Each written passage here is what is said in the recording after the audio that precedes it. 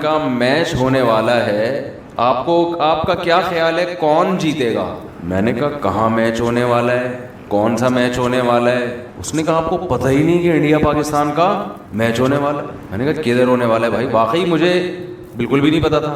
تو میں نے کہا مجھے تو یہی نہیں پتا کہ میچ ہونے والا ہے, تو پیش گوئی تو وہ کرتا ہے جس کو کچھ شدھ بد ہو, پچھلے میچز دیکھے ہوں, انہیں دیکھ کے اندازہ لگے گا کہ اگلے میں کیا ہونے والا ہے. میں نے کہا نہ ہمیں پچھلے کا پتا نہ ہمیں اگلے کا پتا.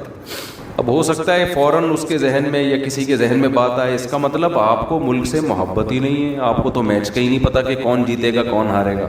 بھائی ہمیں ملک سے محبت ہے لیکن ہمیں میچز سے محبت نہیں ہے.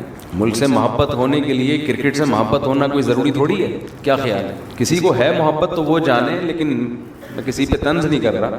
وجہ کیا ہے کہ میں جن چیزوں میں صبح و شام اٹھ بیٹھ رہا ہوں, جن یہ زکام کی وجہ سے آ رہا ہے, یہ جو زکام ہو رہا ہے نا, تو تھوڑا سا آنکھوں سے پانی نکل رہا ہے.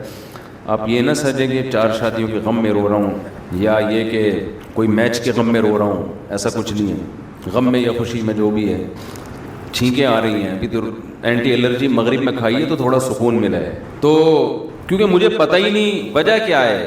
بھائی میں جس ماحول میں صبح و شام اٹھ بیٹھ رہا ہوں اس میں یہ ٹاپک چھڑتا بولو ہے ہی نہیں. یہ ٹاپک کا کوئی تذکرہ ہی نہیں ہوتا. وجہ کیا ہے؟ ہم یا تو مدرسے میں ہوں گے یا مسجد میں ہوں گے یا کتاب پڑھا رہے ہوں گے یا کوئی فتویٰ حل کر رہے ہوں گے. فتوے میں کہیں آتا ہی نہیں ہے کہ جی اس نے آخری بال پہ چھکا مارا تھا, شرعاً یہ جائز تھا یا نہیں تھا, آفریدی نے بیمانٹی کی تھی یا نہیں کی تھی. یا تو ایسے فتوے آ رہے ہوں نا, 3 بالوں پہ 3 چھکے کسی نے لگا دیے تو 1 چھکا شمار ہوگا یا 3 چھکے. یہ تو پوچھتے 3 طلاقیں اکٹھی نکال دیں تو 3 ہوں گی یا 1, یہ تو پوچھ رہے ہوتے ہیں. چھکوں کے بارے میں کوئی پوچھتا ہی نہیں ہے. جب پوچھتا ہی نہیں ہے تو ہمیں ان چیزوں سے کچھ پتہ ہی نہیں ہوتا کہ مارکیٹ میں کرکٹ کے متعلق کیا ہو رہا ہے. حالانکہ ہم لوگوں سے ملتے بھی ہیں, لیکن جن لوگوں سے ملتے ہیں کوئی ڈاکٹر ہوگا, کوئی پروفیسر ہوگا, تو میں اس کے اس شعبے سے متعلق بات چیت شروع کر دیتا ہوں. کھلاڑی تو بہت کم آتے ہیں نا. ٹوٹل کتنے کھلاڑی ہوں گے پاکستان میں؟ جتنے بھی ہوں گے تو وہ بھی ملتے ہیں, لیکن سال میں 1 آدھ دفعہ ملاقات ہو گئی. تو بات یہ ہے کہ انسان جو چیز صبح و شام دیکھتا ہے سنتا ہے وہی اس کے دماغ میں بیٹھتی ہے. تو ہم اور آپ جس قسم کے لوگوں سے ملتے ہیں, جس قسم کی باتیں سنتے ہیں, اس میں آخرت, مرنے کے بعد دوبارہ زندگی, اس کا کوئی ٹاپک, کوئی تبصرہ بول لو نا یار. تو نہیں ہے بولنے میں کیا جا رہا ہے؟ کوئی ہوتا ہی نہیں ہے تبصرہ. جب ہوتا ہی نہیں ہے تو ظاہر ہے جو باتیں ہوتی ہیں متاثر انہی باتوں سے ہوگا نا. تو اس کا نتیجہ کیا نکلتا ہے؟ آہستہ آہستہ آہستہ جب ایک دن ایک بات سنے گا, 2 دن سنے گا, 3 دن, 10 سال, 15 سال, 20 سال, 30 سال ایک جیسے ٹاپک سن کے, اور جن کا سب کا تعلق دنیا سے ہے, تو دنیا ہی اس کے دماغ میں ٹھسے گی کہ نہیں ٹھسے گی؟ اس لیے پھر اس کو یہ باتیں کہ موت کے بعد حساب ہے, ہم آئے آخرت کے لیے, یہ باتیں عجیب سی لگتی ہیں اس کو. تو جو باتیں بار بار سنتا ہے نا اس سے متاثر ہوتا ہے. میں یہ بات بتا رہا تھا, وہ اکثر میں اس پہ ایک چٹکلا بھی سناتا ہوں. ایک گاؤں میں ایک بندہ تھا, اس کو کسی نے جا کے کہا کہ تو یہاں بیٹھ کے کیا کر رہا ہے, تجھے پتا نہیں ہے تیری بیوی بیوہ ہو گئی ہے, تو گھر جا. اس نے کہا کم بخت میں زندہ ہوں تو میری بیوی بیوہ کیسے ہو گئی, میری بیوی بیوہ کیسے ہو گئی. وہ چلا گیا بندہ. اتنے میں دوسرا بندہ آیا, کہنے لگا یار تو یہاں گاؤں میں بیٹھا ہوا کنواں کھود رہا ہے, نہر بنا رہا ہے, تجھے پتہ ہی نہیں کم بخت ادھر تیری بیوی کیا ہو گئی ہے, بیوہ. اس کو پھر غصہ آیا, تھوڑا کم غصہ آیا. پہلے تو بہت آیا تھا, تھوڑا کم آیا. یار میں جب زندہ ہوں تو میری بیوی بیوہ کیسے ہو گئی ہے بھائی. پھر تھوڑی دیر میں تیسرا آدمی آیا, ابے تو یہاں بڑے آرام سے خربوزے کھا رہا ہے بیٹھ کے, کم بخت تیرے گھر میں ماتم مچا ہوا ہے. کہہ رہے کیوں ماتم ہو گیا؟ کہہ رہے تیری بیوی بیوہ ہو گئی ہے. اب ہر تھوڑی دیر میں ایک بندہ آ کے نا, بحریہ ٹاؤن, ناظم آباد, پیسہ, 2 کروڑ تنخواہ, 1 کروڑ بزنس, سب کو پتا ہے کہ ابے ہم روزانہ جنازے پڑھ رہے ہیں, روزانہ لاشیں اٹھ رہی ہیں, قبرستان بڑی سپیڈ کے ساتھ بھرتے چلے جا رہے ہیں. کراچی کے قبرستانوں میں, اتنے بڑے بڑے قبرستانوں میں قبر میں بندہ رکھنے کی جگہ نہیں ہے. بحریہ ٹاؤن جتنی سپیڈ سے آباد ہو رہا ہے نا, قبرستانوں کے آباد ہونے کا ریشو اس سے 10 گنا زیادہ ہے. تو اس لیے میرے بھائی بار بار سوچا کرو کہاں گئے اتنے بڑے بڑے لوگ؟ آج کوئی جیتتا ہے نا، ہار جیت ہوتی ہے، جیتنے والا کتنا خوش ہوتا ہے. کسی ایکٹر کی فلم ہٹ ہو جائے، کسی ایکٹر کی فلم ہٹ ہو جائے، کسی کوئی کھلاڑی فائنل میچ جتوا دے، 8-10 چھکے مار دے، صحیح ہے نا، اور اس کی وجہ سے میچ، ہم نے تو جاوید میاں کا آخری چھکا یاد آتا ہے نا، شارجہ تھا، اس نے آخری چھکا لگایا، وہ بھائی ہم بھی 2-2 فٹ کلابازیاں کھا رہے تھے بھائی. اس کے بعد بڑی عزت ہوئی جاوید میاں کی، اللہ عزت دے. اور لیکن جاوید میاں کی عزت ہوئی الحمدللہ، اللہ دے اور عزت. لیکن کیا ہے، جب مر جائیں گے تو کیا ہوگا؟ اس سے بڑی بڑی عزت لوگوں کو اللہ نے دی ہے. 2 چیزیں سوچ لیا کریں، قارون سے زیادہ عزت ہم نہیں کما سکتے. اس کے پاس اتنا پیسہ، اتنا پروٹوکول تھا نا، کہ جب وہ اپنے جاہو جلال کے ساتھ نکلا تو لوگ کیا کہتے تھے؟ یا لیتنا مثل ما اوتی قارون. یار اس آدمی کو، لوگ مجھے بتا رہے ہوتے ہیں مفتی صاحب اس لڑکے کی ایج دیکھو اور اس کے پاس پیسہ دیکھو، اس ایج میں خدا نے اس کو اتنا نوازا ہے. ایسا لوگ مجھے بتا رہے ہوتے ہیں. ایسی ایج ہے، 24 سال کا لڑکا کروڑوں میں کھیل رہا ہے، بزنس شروع کیا نا 4 سال والا، کروڑوں روپے کا مالک بن گیا. تو میں ان سے کہتا ہوں بھائی اگر دین ہے، سبحان اللہ، نہیں ہے تو 2 ٹکے کی کوئی ویلیو نہیں ہے. اس کی کوئی ویلیو، کوئی ہے ویلیو؟ کچھ بھی نہیں. میں نے کہا وہ اتنے بڑے بڑے قارون سے زیادہ تھوڑی. قارون کا تو قرآن کہہ رہا ہے کہ اس کے خزانوں کی چابیاں جانور لاد کے چلا کرتے تھے، اس سے زیادہ تھوڑی ہے. کیا ہے، کوئی رال ٹپکانے کی ضرورت نہیں ہے. تو قارون کے ساتھ یہی تھا، لوگ کہتے تھے یار اس ایج میں اس کی عزت دیکھو. تو جو عقل مند لوگ تھے نا، اہل علم، انہوں نے کیا کہا؟ قرآن کہتا ہے انہوں نے کہا وَيْلَكُمْ، تم تباہ ہو جاؤ، تم اس قارون کی اس دنیا کے چند ٹکوں پہ رالیں ٹپکا رہے ہو. ثواب اللہ خیر لمن آمن وعمل صالحا، جو ایمان لائے اور نیک عمل کرے، اللہ جو بدلہ دے گا نا اس سے کئی گنا زیادہ ہوگا. وہ کیوں؟ فعصوا رسول ربہم، ان کا جرم کیا تھا اللہ کے بھیجے ہوئے نمائندے کی، اللہ کے بھیجے ہوئے سفیر کی نافرمانی. اللہ اپنے بندوں سے بات چیت کرنے کے لیے اپنے نمائندوں کو دنیا میں بھیجتے ہیں اور اس پر دلائل قائم کر دیتے ہیں کہ یہ جھوٹے لوگ نہیں ہیں. ایک عربی میں کہتے ہیں دلیل، اور ایک چیز ہے برہان. برہان کا مطلب ایسی مضبوط دلیل کہ اس کا انکار ممکن ہی نہ ہو، اور قاطع کہتے ہیں بہت ہی مضبوط. تو جو سچے پیغمبر ہوتے ہیں نا، جو سچے پیغمبر، کیونکہ وہ میسنجر ہوتے ہیں، اللہ کا پیغام بندوں تک پہنچا رہے ہوتے ہیں، تو یہ اللہ کے ذمے لازم ہے کہ اللہ ان کے برحق ہونے پر برہان نہیں، دلیل نہیں، بلکہ دلائل بھی نہیں، بلکہ برہان بھی نہیں، بلکہ براہین. براہین برہان کی جمع ہے، اور براہین بھی قاطعہ، یعنی ان کے برحق ہونے پر ایک دلیل نہیں بلکہ بہت سارے دلائل، بلکہ دلائل بھی نہیں برہان، اور برہان بھی نہیں بلکہ براہین، بہت سارے مضبوط دلائل، اور وہ بھی قاطع، ایسے دلائل کہ اس میں کسی کے پاس انکار کی مجال ہی نہ ہو. اتنے مضبوط دلائل اللہ پیغمبروں کے برحق ہونے کے قائم کرتے ہیں، پھر جا کے ان پیغمبر کا ہر قول یہ لوگوں پر حجت ہوتا ہے. دیکھیں جب بھی کوئی بڑا سفیر ہوتا ہے نا، تو اس کے پاس آپ کتنی بڑی پوسٹ پر ہونا تو آپ کے ڈاکومنٹس اتنے ہی مضبوط ہوں گے، آپ کے ڈاکومنٹس اتنے مضبوط ہوں گے. مثال کے طور پر آپ کہیں سفر کرنا چاہتے ہیں، سادہ نکاح نامہ چلے گا، ایسا ہی ہوتا ہے نا، یعنی ملک کے اندر ہی کہیں ٹریولنگ کرنا چاہتے ہیں. بیرون ملک سفر کرنا چاہتے ہیں تو وہی نادرا کا فارم چاہیے، ڈاکومنٹ تھوڑے کیا ہو گئے، مضبوط ہو بھائی. وہ ایک علامت ہے کہ بھائی آپ کی گورنمنٹ نے آپ کا پراپر اندراج کر لی. آپ کسی غریب ملک میں رہتے ہیں، جس ملک کی عوام وہاں سے ویسے ہی بھاگنا چاہتی ہے، تو وہاں جعلی شناختی کارڈ بھی بہت چل رہے ہوتے ہیں. وہ ڈاکومنٹ بنانا آسان ہوتا ہے، حکومت کو پتہ ہوتا ہے یہاں کوئی رہنا ویسے ہی نہیں چاہتا. لیکن ملک جتنا ترقی کرتا چلا جاتا ہے، اسٹیبل ہوتا چلا جاتا ہے، پھر اس ملک کی نیشنلٹی بھی مشکل، اور اس کے ڈاکومنٹ میں 2 نمبری کا امکان بھی، بولو نا بھائی، نہیں ہوتا. وہ بہت مضبوط ڈاکومنٹس ہوتے ہیں، انگوٹھے بھی، آنکھیں بھی. سیکیورٹی کا بھی یہی نظام ہے. آپ سسرال جا رہے ہیں، سیکیورٹی کا کوئی سیٹ اپ ہے وہاں پہ کہ بم رکھ کے آ رہا ہے؟ حالانکہ اختلافات وہاں بھی ہوتے ہیں. لیکن اگر آپ ایئرپورٹ پہ جا رہے ہیں تو گولی کا کھوکھا لے جا کے بھی دکھائیں آپ، کیا خیال ہے؟ طبیعت سے تلاشی ہوگی آپ کی، یہ کیا نکل رہا ہے بھائی، تیری یہ بارود کی بو کیوں آ رہی ہے؟ تو وہاں بہت معیار آپ کا کیا ہوتا چلا جاتا ہے. جگہ جتنی حساس ہوگی نا تو سیکیورٹی کا معیار بھی اتنا ہی اونچا.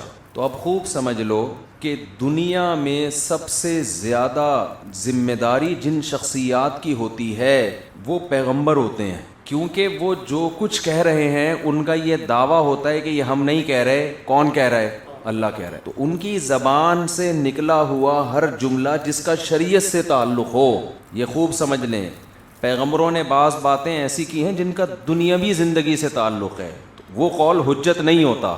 خود حدیث سے یہ مضمون ثابت ہے. جو شریعت کی بات تو وہ ساری انسانیت پر کیا ہے, وہ حجت ہے. اس کی خلاف ورزی ایسے ہے جیسے کس کی خلاف ورزی کر رہے ہیں؟ اللہ کی. تو آپ بتاؤ ان کے ڈاکومنٹس کتنے مضبوط ہوں گے کہ نہیں ہوں گے, جس سے یہ پتہ چلے کہ یہ کس کے نمائندے ہیں؟ اللہ کے. ان کی ڈاکومنٹیشن بہت زیادہ ہوتی ہے, اس میں ذرہ برابر بھی غلط کا جھوٹ کا امکان نہیں ہوتا. اور ایک دلیل اللہ ان کے برحق ہونے پر قائم نہیں کرتے, دلائل کے انبار لگا دیتے ہیں. لیکن جس کی آنکھیں اندھی ہو جائیں نا, بصیرت کی آنکھیں, وہ تو جتنے بھی دلائل دیکھ لے اس کی کھوپڑی میں بات نہیں آتی. موسیٰ علیہ السلام کو دیکھیں, اللہ نے پیغمبر بنا کے بھیجا نا, تو بنی اسرائیل کو یقین دلانے کے لیے کہ یہ میرے پیغمبر ہیں اور جو کچھ یہ کہہ رہے ہیں وہ کون کہہ رہا ہے؟ میں. اتنے دلائل کے انبار لگائے ہیں. فرعون کے پاس بھیجا, موسیٰ علیہ السلام نے کہا میں اللہ کا بھیجا ہوا پیغمبر ہوں.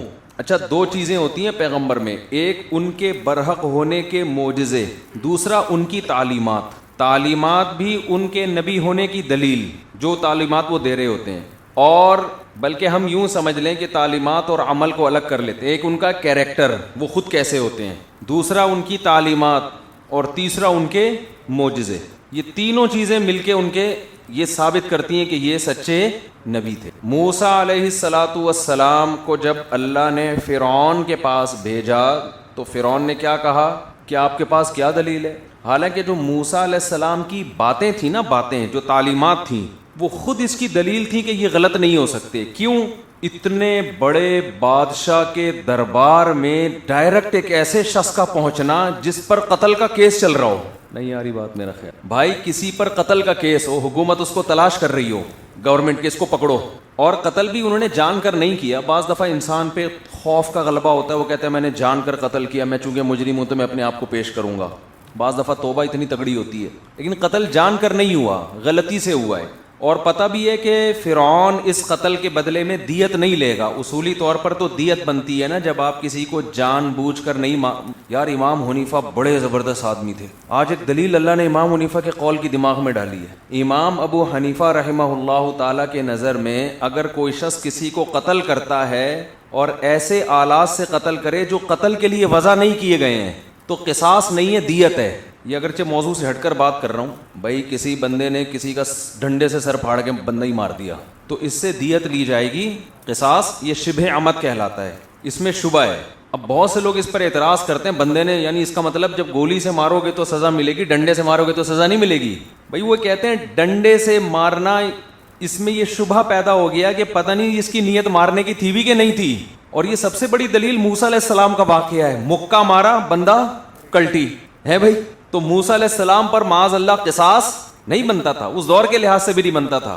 بھائی مارنے کی نیت نہیں, تو مکہ اس کی علامت ہے کہ مارنے کی نیت نہیں تھی. ہاں اگر کوئی قاتل اعتراف کرے کہ میں نے ڈنڈا اس کے سر پہ مارا ہی قتل کی نیت سے تھا, وہ تو ایک الگ مسئلہ ہے. تو اس لیے امام حنیفہ کہتے ہیں کہ آلہ جارحہ سے کوئی کسی کو قتل کرے گا تو قصاص لیا جائے گا. آلہ جارحہ سے قتل نہیں کیا تو یہ شبہ پیدا ہو گیا ہے.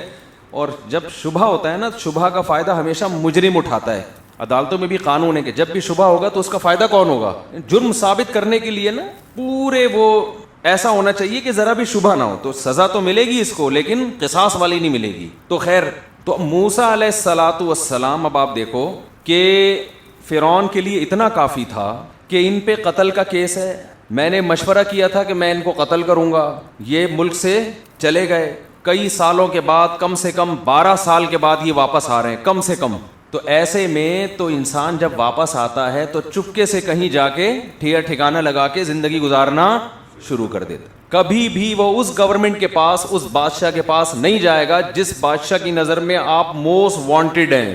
یہ خود ایک بہت بڑی دلیل تھی کہ واقعی ان کو کس نے بھیجا ہے؟ اللہ نے. اللہ نے نہ بھیجا ہوتا خود سے انسان ایسے کام نہیں کرتا. لیکن فرعون کی کھوپڑی میں بات, اور میں یہ فرعون کی جو مثالیں دے رہا ہوں نا, یہ فرعون کو سمجھانے کے لیے نہیں دے رہا یا فرعون کو شرم دلانے کے لیے. آپ کہیں گے یہ مفتی صاحب کیا فرعون کی باتیں لے کے بیٹھ گئے.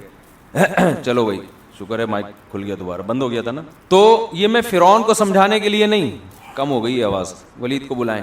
اس نے ایک دفعہ مائک ٹھیک کیا تھا, زندگی بھر کے لیے وہ پھنس گیا ہے. جو ایک دفعہ مائک ٹھیک کرتا ہے اس کا مطلب وہ ٹھیک کر سکتا ہے. اس کو بلاؤ بھائی یہ مائک کو کیا ہو گیا. تو اب مجھے ایک بات بتاؤ, وہ کسی اور کے ذمہ لگا دیں یار, پیچھے کوئی بندہ کھڑا ہو نا آپ تو اب مجھے ایک بات بتاؤ, یہ جو میں سمجھا رہا ہوں نا, یہ میں اپنے آپ کو اور آپ کو سمجھانے کے لیے, ہم فرعون نہیں ہیں لیکن حرکتیں ہماری فرعون سے کم نہیں. ہم بھی نہیں بات کو سمجھ پا رہے ہیں, ہم سب انتظار کر رہے ہیں مرنے کا. ہمارے ہاں بھی کتنے لوگ ایسے ہیں جن کو سمجھ میں آ گیا بھائی شریعت صحیح کہہ رہی ہے, عقل بھی کہتی ہے, شریعت بھی کہتی ہے, لیکن وہ اپنی بدعملی چھوڑنے کے لیے تیار نہیں ہے, غور ہی نہیں کرتے اس پہ بیٹھ کے. تو خواہشات کی غلامی, خواہشات کے پیچھے چلنا انسان کو ایسے تباہ و برباد کرتا ہے جیسے فرعون کو تباہ و برباد کی. فرعون کیوں بات نہیں سمجھنا چاہ رہا تھا, غور ہی نہیں کر رہا تھا. اسے پتا تھا کہ اگر میں نے مان لیا کہ واقعی اللہ نے بھیجا ہے تو پھر مجھے ان کو فالو کرنا پڑے گا. میں جو قوم کا بڑا بنا ہوا ہوں, باپ بنا ہوا ہوں, یہ عہدہ مجھ سے ختم. اور آج بھی ہے یہ, آپ جب تک دین کو فالو کر رہے ہیں جب تک آپ کا نہ مال کا نقصان ہو اور نہ عزت کا نقصان ہو. جہاں یہ دو نقصان ہونا شروع ہو گئے وہاں انسان شریعت کو فالو نہیں کرتا. تو ہم اور آپ کی بھی یہی حالت ہے. تو علماء کہتے ہیں اس کا حل یہ ہے, وہی حل ہے جو فرعون میں ایک درباری تھا فرعون کا, جو مومن ہو گیا تھا لیکن ایمان چھپایا ہوا تھا. اس نے جو فرعون کو سمجھایا نا, نصیحت کی, تو وہی بات ہمارے لیے بھی ہے. اس نے فرعون کو کیا سمجھایا؟ قرآن میں آتا ہے کہ رجل مومن, ایک مومن شخص فرعون. بھائی یہ سیٹی کی چیز جو آواز آ رہی ہے نا مائک سے, ولید بھائی اس کو ختم کریں اللہ کا واسطہ, بہت بہت دعائیں دوں گا آپ. ایک صاحب آیا آج کے میری جمعے کو, دوسری شادی ہے, خاص دعاؤں کی درخواست, خاص دعاؤں کی. کہہ رہے ہیں ایک تو اس کی دعا کی درخواست ہے کہ ہو جائے, اس کا بھی لفڑا نہ پڑ جائے کوئی, کہہ رہے ہیں لفڑا پڑنے کا پورا چانس ہے. دوسرا کہ اس کے بعد بھی میں سیٹ رہوں, ہنسی خوشی زندگی. تو میں نے کہا دعا کرنے پر گورنمنٹ نے کوئی پابندی نہیں لگی, کر لیں گے دعا, اللہ کرے ہنسی خوشی زندگی. تو میں نے ان کو بتایا کہ میں دوسری شادی والے سے, دو والوں سے یہ نہیں پوچھتا کہ خیریت ہے, میں یہ نہیں پوچھتا. میں ان سے پوچھتا ہوں کہ پھڈے کچھ کم ہوئے, یہ پوچھتا ہوں میں. یہ پوچھتے ہی نہیں کہ خیریت ہے, خامخواہ بیکار سے سوال ہے یہ پوچھتا ہوں کہ کچھ جھگڑا کنٹرول میں ہوا, خیریت ویریت گئی. تو لیکن مرد قلندر ہے, کر رہا ہے, اچھی بات ہے ماشاءاللہ. تو اب دیکھو موسیٰ علیہ السلام کی یہ پہلی دلیل کافی تھی نا. موسیٰ علیہ السلام ڈائریکٹ کس کے دربار میں پہنچے ہیں؟ جیسے ہی مدین سے مصر آئے تو سیدھا کہاں؟ فرعون کے پاس. ارے بھائی جو آدمی موسٹ وانٹیڈ ہوتا ہے وہ ڈائریکٹ حکومت کے پاس نہیں جاتا, اس کو تو ڈر ہے مجھے پکڑ کے قتل کریں گے, اور جا کے نصیحت کر رہے ہیں, یہ تو اور بڑا مسئلہ ہو گیا ہے بھائی. اگر گئے ہوتے ایکسکیوز کرنے کے لیے, بھائی 12 سال بھول بھلیا ہو گئے, کچھ کمپرومائز کرتے ہیں اور کچھ جوڑ توڑ کر کے کچھ معذرت چاہتا ہوں, آپ کا غصہ ہو سکتا ہے تھوڑا سا ٹھنڈا ہو گیا ہو, میرا جو مکے میں پاور تھی وہ بھی اب آپ ٹرائی کر کے دیکھ لیں ویسی نہیں رہی. اول تو وہ تو اس سے بھی زیادہ بڑھ گئی ہوگی, لیکن ایک مثال ہے. فرعون کو یہ خطرہ ہوگا نا کہ دوبارہ بھی کسی کو مکہ لگا سکتے ہیں, تو یہ تو بندے ہی روزانہ ہول سیل کے حساب سے مرتے رہیں گے. تو بھائی میں یہ ایگریمنٹ کر لیتا ہوں آئندہ کسی کو تھپڑ نہیں لگاؤں گا, ٹھیک ہے نا.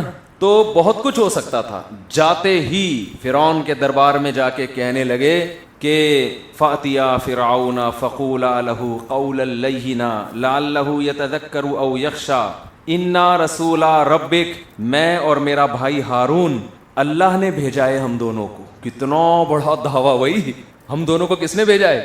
دیکھو میرے پاس لوگ ملنے کے لیے آتے ہیں, میں اکثر بھاگتا ہوں لوگوں سے نا, ملاقات کا ٹائم نہیں دیتا. تو جو زبردستی ملنا چاہتا ہے وہ پھر اپنے ریفرنس بتاتا ہے, مجھے حضرت دامت برکاتہ نے بھیجا ہے. اب میں سوچ میں پڑ جاتا ہوں یار وہ حضرت جی تو بڑے آدمی, ہم کیسے روکیں, مجھے فلانے نے بھیجا ہے, مجھے ڈمکانے نے بھیجا ہے. آج میں ملاقاتیں کر کر کے تھک گیا, تو جب میں اٹھنے لگا نا, بالکل جب میں تھک گیا تو میرے بڑے بھائی کا فون آیا, فلانے ملنے کے لیے آ رہے ہیں آپ سے. میں نے کہا بھائی میں تھک گیا ہوں لیکن بڑے بھائی ہیں, تو اب انہوں نے بھیجا ہے تو اب ملو بھائی. بڑے بھائی کو کیسے آدمی منع کرے؟ تو جیسے جیسے کسی کا مقام مرتبہ بلند ہوتا چلا جاتا ہے, وہ کسی کو بھیجے گا تو آپ کو اس سے ملنا پڑے گا. بھائی وزیر اعظم نے بھیجا ہے اس کو, پولیس نے بھیجا ہے, ایس ایچ او صاحب نے بھیجا ہے. تو یہ ریفرنس لوگ کیوں دے رہے ہوتے ہیں کہ مفتی صاحب آپ کے باپ کو بھی اب ملنا پڑے گا, کیونکہ اس کو تھانے ایس ایچ او نے بھیجا ہے, اس کو فلاں نے بھیجا ہے. تو فرعون کے پاس, جب ہم جیسوں کے پاس ٹائم نہیں ہے تو فرعون کے پاس ٹائم ہوگا ملنے کے لیے, کسی کی بات سننے کے لیے؟ بولو نا. اچھا میں اب لوگوں کو بالفرض بھگا رہا ہوں, بھائی تجھے ایس ایچ او نے بھیجا ہے, تجھے بریگیڈیئر صاحب نے بھیجا ہے, تجھے وزیر اعظم نے بھیجا ہے, تجھے فلاں بزرگ نے بھیجا ہے, میں نہیں مل رہا. لیکن بندہ کیا ہے, اس کو اللہ نے بھیجا ہے. اس کو کس نے بھیجا ہے؟ نبوت کا تو اب دروازہ ہی بند ہو گیا نا, اب تو یہ امکان نہیں ہے. لیکن جب نبوت کا دروازہ کھلا ہوا تھا یا بالفرض ابھی کھلا ہوتا, پھر کوئی بندہ نوک کرتا اور میں کہتا میرے پاس ٹائم نہیں ہے, وہ کہتے ہیں مجھے کسی بڑے نے بھیجا ہے. بھائی کس بڑے نے بھیجا ہے یار, مجھے وزیر اعظم, میں نہیں ملتا بھائی, وزیر اعظم نے بھیجا ہو یا ایس ایچ او صاحب نے بھیجا ہو, وہ کہے جی آپ کے نانا نے بھیجا ہو, بھائی میں نہیں مل, بالفرض کہ مجھے اللہ نے بھیجا ہے. اگر وہ یہ کہے مجھے کس نے بھیجا ہے, ارے تو چکر میں پڑے گا نہیں آدمی. اب تو امکان نہیں ہے نا, کیونکہ نبوت کا دروازہ بند ہو گیا. لیکن موسیٰ علیہ السلام جب فرعون کے پاس گئے ہیں ہارون علیہ السلام کو لے کر, تو کیا کہہ رہے ہیں, یہ نہیں کہہ رہے مجھے مدین کے بادشاہ نے بھیجا ہے, میں اس سلسلے میں آپ سے ملاقات کے لیے حاضر ہوں, مجھے علاقے کے آپ کے ناظم نے بھیجا ہے کہ جا کے ڈائریکٹ ایکسکیوز کر کے آ جاؤ تو جان بخشی ہو جائے گی, ورنہ ناظم تو پکڑنے لگا تھا مجھے, اس نے بھیجا ہے. مجھے آپ کے وزیر نے بھیجا ہے, تو بھی فرعون سن لیتا نا, بھائی میرا وزیر حامان ہے, تو بادشاہ لوگ اپنے وزیروں کا بھی خیال کرتے ہیں نا, عثمان بھائی نے بھیجا ہے. یہ بھی تو ہوتا ہے نا, مجھے لوگ ملتے ہیں مفتی صاحب عثمان بھائی نے مجھے, تو میں مل لیتا ہوں, بھائی ہمارے بندے نے بھیجا ہے, اس کو کیا کریں, ورنہ تو ہم نے عثمان کو ٹوپیاں کرانے کے لیے رکھا ہوا ہے, عثمان بھائی کو. لیکن بعض دفعہ وہ بھیج رہے ہوتے ہیں بھائی ملیں ان سے, تو نہیں ٹوپیاں کرانے کے لیے نہیں رکھا, ویسے ہی وہ خود سے کرا رہے ہوتے ہیں, جو سمجھتے ہیں نا کہ یہ ہمیں ٹائم نہ ویسٹ کرے کوئی بندہ. تو اب وہ یہ کہہ سکتے تھے کہ مجھے بھیجا کس نے, فرعون کے وزیر حامان سے میرا تعلق ہے, تو فرعون پھر بھی سنتا, ہاں بھائی میرا وزیر ہے یار, اب ان لوگ کا خیال, جیسے بادشاہ لوگ ولی عہد کا خیال کرتے ہیں, یار میرے بعد بنے گا یہ, تو اس کا بھی خیال کرو, حکومت میں بغاوت کا بھی خطرہ ہوتا ہے نا. چیف آف آرمی اسٹاف نے کوئی بندہ بھیجا وزیر اعظم کے پاس, تو وزیر اعظم سنے گا یار آرمی چیف سے خام میں پنگے بازی لینے کی ضرورت نہیں ہے, بھائی اس نے بھیجا تو اب ملو نا. وہ یہ تو نہیں کہہ سکتا میں وزیر اعظم ہوں, میں نہیں مل رہا. تو فرعون کو اگر موسیٰ علیہ السلام کہتے نا حامان نے بھیجا ہے, تو بھی بٹھاتا, چلو بھائی بیٹھو, بات سن, کیا بات ہے, ہارون علیہ السلام کو بھی بٹھاؤ اور موسیٰ علیہ السلام کو بھی. خاطر تواضع کرتا ہے, یار میرے وزیر نے ہی اتنا خیال کیا تو بتائیے. موسیٰ علیہ السلام نے ایسا حوالہ دیا کہ اس سے بڑا حوالہ دنیا میں کوئی ہو سکتا نہیں ہے. کتنا ہی بیزی چل رہا ہو فرعون, کتنا ہی مصروف ہو, کتنا بڑا عہدہ ہو, اب فرعون کو بات سننا پڑے گی. اور حضرت موسیٰ علیہ السلام نے ذہانت سے کام لیا کہ بھری محفل میں گئے ہیں فرعون کے دربار میں, اکیلے میں نہیں گئے. جیسے ہم جب جہلم گئے نا, بتا کے وہاں جا کے اعلان کیا میں آ رہا ہوں, چھپڑ میں نہیں گئے. وہ یہ چاہتے تھے کہ بیل بجاؤں, چھپڑ میں گھس کے بات چیت کر کے پتلی گلی سے نکل آؤں. چھپڑ میں کچھ کام ایسے ہوتے ہیں جو پکڑائی میں نہیں آتے کہ ہو کیا رہا ہے, تو کچھ کام اوپنلی کرنے پڑتے ہیں تاکہ دنیا. فرعون نہیں, میں اس کو فرعون نہیں کہہ رہا خدا نخواستہ, فرعون موسیٰ علیہ السلام کو پتا تھا فرعون نہیں مانے گا, لیکن درباریوں میں سے تو شاید کوئی مان جائے, ہو سکتا ہے یہ خود مان جائے. نہیں مانے تو وہ تو کہیں گے نا کہ فرعون آپ کے سامنے ایک کھلے عام بات ہوئی ہے, اور کھلے عام یہ طے ہوا ہے کہ جادوگروں سے مقابلہ ہوگا. چھپڑ میں فرعون کہتا نا موسیٰ علیہ السلام کو بلا کے کہ میں جادوگر تیرے مقابلے میں لا رہا ہوں, عین وقت پہ پتلی گلی سے نکل جاتا, کسی کو کیا پتہ چلتا, موسیٰ علیہ السلام کا ٹائم ضائع ہوتا. تو جو بات ہوگی اوپنلی, یہ موسیٰ علیہ السلام کی پالیسی تھی. تو حوالہ کس کا دیا, انا رسولا ربکا. سورہ طٰہٰ اتنی مزے کی ہے, ایسا مزہ آتا ہے. انا رسولا ربکا. میری بھی تراویحوں کی سورہ طٰہٰ جو ہے نا, تراویح میں سال جو میں نے پڑھی ہے, میری ویب سائٹ پہ اپلوڈ ہوئی ہوئی ہے. بہت سے لوگ مجھے کہتے رہتے ہیں تلاوت اپلوڈ کریں, تو وہ ہوئی بھی اپلوڈ, آپ چاہیں نا تو لکھیں گے ریسائٹنگ مفتی طارق مسعود, اور وہ اس میں سورہ طٰہٰ لکھ دیں گے تو آ جائے گی. اس کا ترجمہ بھی ڈالا ہوا ہے ہم نے, بہت زبردست مضمون ہے. انا رسولا ربکا, اے فرعون ہم تیرے پروردگار جو تجھے کھلاتا اور پلاتا ہے, تجھے کھلاتا اور پلاتا ہے, اس کی طرف سے اس کے میسنجر بن کے ہم تیرے پاس آئے ہیں. اتنا بڑا حوالہ دے دیا کہ اس سے بڑا ریفرنس کوئی ہو نہیں سکتا. یہ ایسا ہی ہے جیسے, یہ تو ایسے نہیں ہے لیکن یہ اس سے بھی بڑا حوالہ ہے. جنید جمشید کا بڑا بھائی ہے نا ہمایوں, وہ ملنے کے لیے آیا مجھ سے, ملنے کے لیے آئے تو میرے بڑے بھائی بیٹھے ہوئے تھے نیچے, تو انہوں نے میرے بڑے بھائی کو کہا یار مفتی طارق صاحب سے ملائیں. ان کو نہیں پتا تھا میرے بڑے بھائی ہیں, تو بڑے بھائی نے کہا اچھا دیکھتے ہیں ابھی. تو پھر وہ تھوڑا سا نا اسٹائل میں کہہ رہے ہیں آپ کو پتا ہے میں کون ہوں, نہیں مجھے تو نہیں پتا آپ کون ہیں. کہہ رہے ہیں میں جنید جمشید کا بڑا بھائی. میرے بھائی نے کہا آپ کو پتا ہے میں کون ہوں, نہیں پتا. کہہ رہے ہیں مفتی طارق مسعود صاحب کا بڑا بھائی. تو انا رسولا ربکا, ہم تیرے جو تجھے پالتا ہے نا, جو تجھے کھلاتا پلاتا ہے, جس نے تجھے حکومت دی, جو تیری پرورش کر رہا ہے.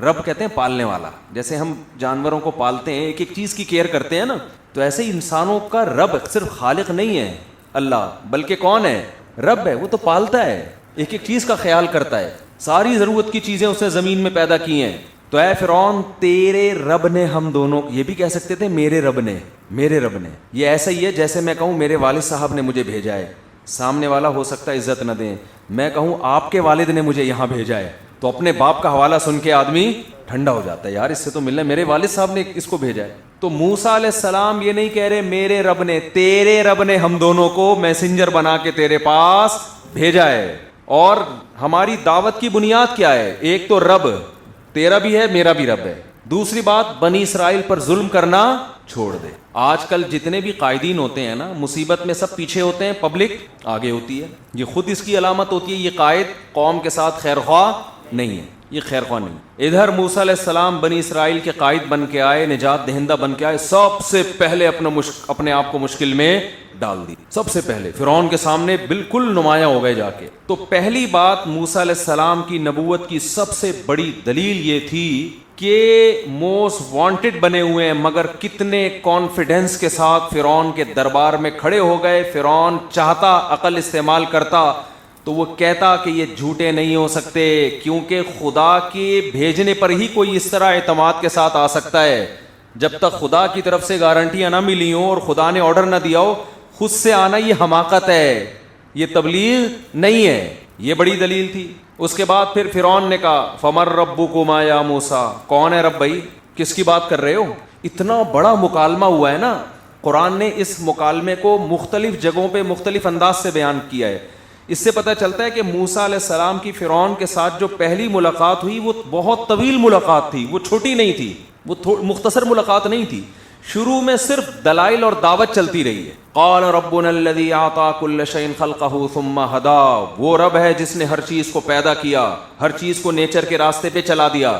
ہر چیز جو مینجمنٹ آپ کو نظر آ رہی ہے یہ آٹومیٹیکلی نہیں ہے، مینجمنٹ